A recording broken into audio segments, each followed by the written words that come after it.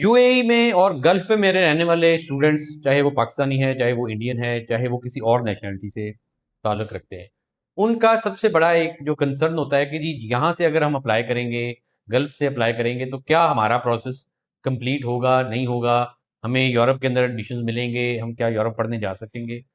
जबकि वो ये नहीं सोचते कि वहाँ पर उनको एक बहुत सारे एडवांटेजेस हैं। मतलब वहाँ पर आपकी एक जॉब लगी हुई है, आपका source of income proper show हो सकता है, डॉक्यूमेंट्स की वेरिफिकेशन और उनकी जो है ना ऑथेंटिसिटी वो कंपैरेटिवली उनके जो है ना होम कंट्रीज़ की निस्बत ज़्यादा अच्छी है। और इसके साथ-साथ अगर वो जो है मतलब वहाँ पर उनको रश भी नहीं मिलता अपॉइंटमेंट्स के लेके जैसे कि पाकिस्तान के अंदर और बाकी जगहों पर उनको एक students number of students apply करते हैं जिसकी वजह से अपॉइंटमेंट्स के वक़्त जो है उनको रश मिलता है, अपॉइंटमेंट्स जो है ना वो डिले मिलती हैं या नहीं मिलती। तो ये वाली चीज़ वहाँ पर नहीं है, वहाँ पर बहुत थोड़े स्टूडेंट्स हैं जो कि अप्लाई कर रहे होते हैं, तो इस वजह से वहाँ पर ये रश भी नहीं है। और भी बहुत सारे फ़ायदे हैं जो कि उनको वहाँ पर मिलते हैं। उनकी ये जो कन्फ्यूज़न है कि जी हम अप्लाई करेंगे, नहीं करेंगे तो क्या होगा, क्या नहीं होगा? ये आज हम इस वीडियो के अंदर कुछ उनके इश्यूज़ हैं, उनके ऊपर डिस्कस करेंगे, बात करेंगे और उनको बताएँगे कि किस तरह से ये इश्यूज़ वो रिज़ॉल्व कर सकते हैं और यहाँ से यूएई से या गल्फ से वो आसानी से यूरोप के अंदर पढ़ने जा सकते हैं। इन सारे इश्यूज़ के ऊपर आज हम डिटेल से बात करेंगे।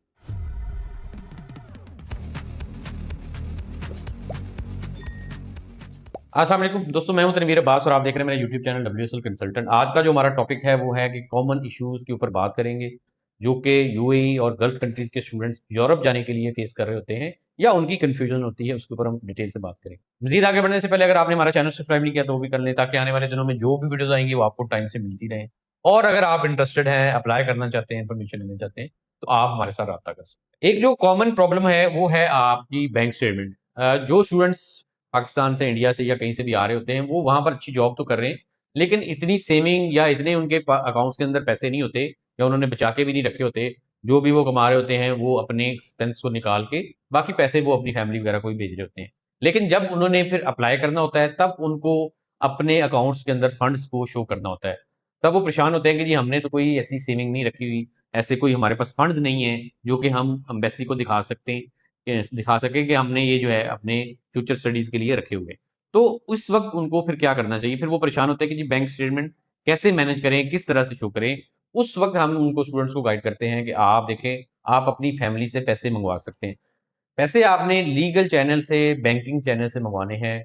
आपको आपकी फैमिली में मतलब आपके पेरेंट्स, आपका फादर, मदर कोई भी आपको पैसे भेजे और वहाँ पर वो आप अपने उनको अपने अकाउंट के अंदर मँगवाएँ और उनको एज़ ए फैमिली सपोर्ट के ऊपर या एज़ ए फैमिली स्टडीज़ की स्पॉन्सर के तौर पर आप शो करेंगे, तो देन उसके ऊपर आपका वीज़ा लगेगा। कोई आपकी जो है रिफ्यूज़ल नहीं आएगी। लेकिन अगर आप वो पैसे किसी हुंडी के ज़रिए या कुछ पैसे बचाने के लिए अगर आप इल्लीगल वेज़ के ज़रिए मँगवाएँगे, तो देन आपको उसके लिए जस्टिफिकेशन देना मुश्किल हो जाएगी कि ये आपने पैसे कहाँ से मँगवाए हैं। अगर आप थ्रू बैंकिंग चैनल मँगवाएँगे, तो आपके लिए एक तो ये प्रॉब्लम नहीं होगा कि जी आपको जस्टिफिकेशन कैसे देनी है और दूसरा एक आपकी ये भी एविडेंस आ जाएगा कि आपके पेरेंट्स जो है ना वो आपको आगे फ्यूचर स्टडीज़ के लिए अगर वहाँ जा आप यूरोप जाके भी आपको किसी किस्म के फंड्स की ज़रूरत होगी, वो सपोर्ट करेंगे, इसका एविडेंस भी आ जाएगा। हमारे ऑलरेडी जितने भी स्टूडेंट्स जिनके वीज़ा लगे हैं या तो उनके पास अपने पैसे थे, अगर किसी के पास नहीं थे तो उन्होंने अपने पेरेंट्स से ही पैसे मँगवा के अपनी बैंक स्टेटमेंट को शो किया है, मैनेज किया है और उसका ऊपर उनको वीज़ा मिला भी है। तो आप इस तरह से इसको मैनेज कर सकते हैं। स्टूडेंट जब यूएई से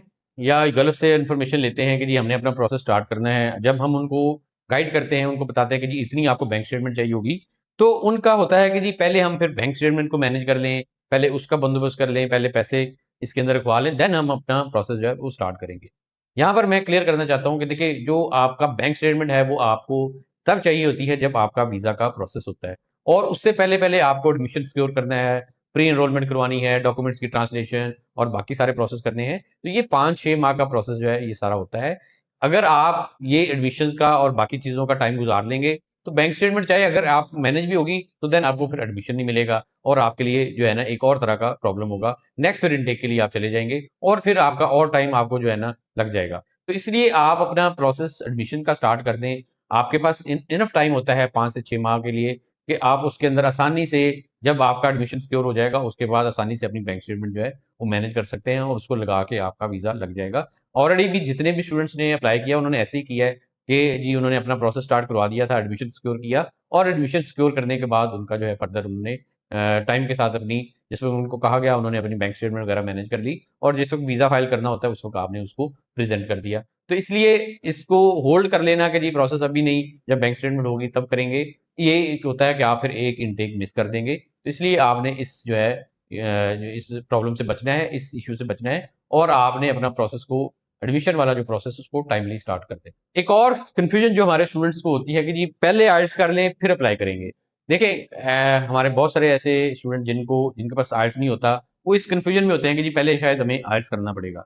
लेकिन कुछ ऐसे कंट्रीज़ हैं जहाँ पर उनको आइल्स की ज़रूरत नहीं है, जैसा कि इटली के अंदर आइल्स की कंपल्सरी नहीं है, वहाँ पर कुछ यूनिवर्सिटीज़ आइल्स माँगती हैं, जबकि बहुत सारी यूनिवर्सिटीज़ विदाउट आइल्स ही एडमिशन देती हैं। इसी तरह से चेक रिपब्लिक के अंदर कोई आइल्स नहीं रिक्वायर्ड होता, फ्रांस के अंदर भी कंपल्सरी नहीं है।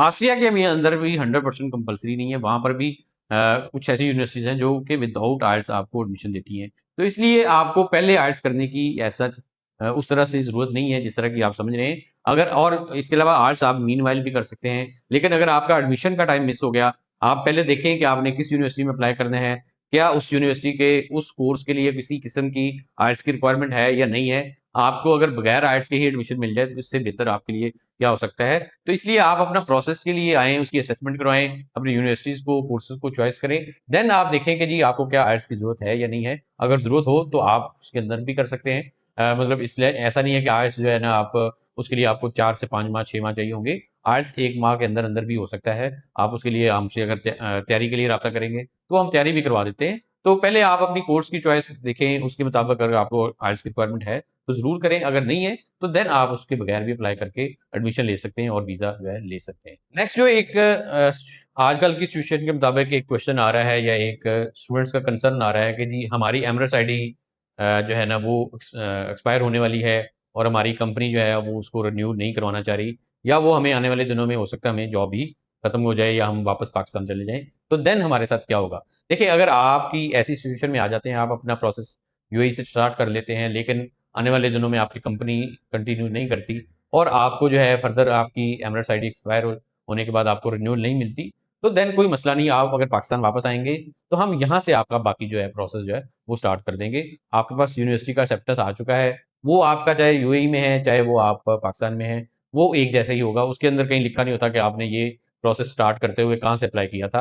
वो आपका जब आ जाएगा, तो आगे एम्बेसी का प्रोसेस है, वो आप पाकिस्तान एम्बेसी से भी कर सकते हैं, वीज़ा का और यूएई से भी कर सकते हैं। अगर आपके पास एमिरेट्स आईडी होगी, तो आप यूएई से भी अपना प्रोसेस कर सकते हैं। अगर नहीं होगी, एक्सपायर हो चुकी है, तो आप पाकिस्तान आके अपना वीज़ा का प्रोसेस यहाँ से भी कर सकते हैं। तो वो आपके लिए एक हम फैसिलिटी ज़रूर देंगे। अगर ऐसी सिचुएशन आती है, नहीं आपके पास आया, तो हम इंशाल्लाह आपको आने वाले दिनों में आपके साथ पूरी तरह कोऑपरेट करेंगे और आपको यहाँ से भी प्रोसेस जो है वो करवा देंगे। एक और क्वेश्चन जो कि हमारे स्टूडेंट्स का वहाँ पर होता है कि जी मेरा 10 से 15 साल का गैप है, क्या मेरा स्टडी का प्रोसेस हो जाएगा? जी बिल्कुल, आपका स्टडी का प्रोसेस हो जाएगा।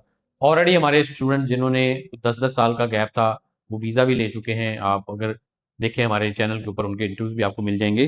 तो वो ऑलरेडी वीज़ा सिक्योर कर चुके हैं, ठीक-ठाक गैप के साथ उनका वीज़ा लगा है। तो आपका भी लग जाएगा, जस्ट आपने आपकी अगर नंबर रिक्वायर्ड्स पूरे हैं, मतलब आपके मार्क्स जो है ना जितने चाहिए उतने हैं और आपका जो है यूनिवर्सिटी आपको एक्सेप्ट करती है, तो आपको ज़रूर मिल जाएगा। यूनिवर्सिटी 10 से 15 साल का गैप एक्सेप्ट कर लेती है, इसमें कोई ऐसा मसला नहीं है। तो आप बेफ़िक्र होके अप्लाई करें, जो है ना जैसे बाकी स्टूडेंट्स का हो रहा है, आपका भी हो जाएगा, आपको कोई मसला नहीं होगा। हमारे पास जो कंट्रीज़ हैं यूरोप के अंदर, जिसमें इटली है, ऑस्ट्रिया है, चेक रिपब्लिक है, फ्रांस है, आने वाले दिनों में स्पेन भी ऐड हो रहा है। तो इन सारे कंट्रीज़ के अंदर गैप जो है वो प्रॉब्लम नहीं होता, गैप यहाँ पर एक्सेप्ट हो जाता है, तो आप बेफ़िक्र होकर बगैर किसी टेंशन के अप्लाई करें। इंशाल्लाह आपको एक्सेप्टेंस मिलेगा और वीज़ा का प्रोसेस भी आपका कंप्लीट होगा। ये थे कुछ क्वेश्चन, कुछ कन्फ्यूजन जो कि स्टूडेंट्स की जो यूएई में हैं, उनकी हमारे पास आती रहती हैं। हमने सोचा इसके ऊपर बात करते हैं।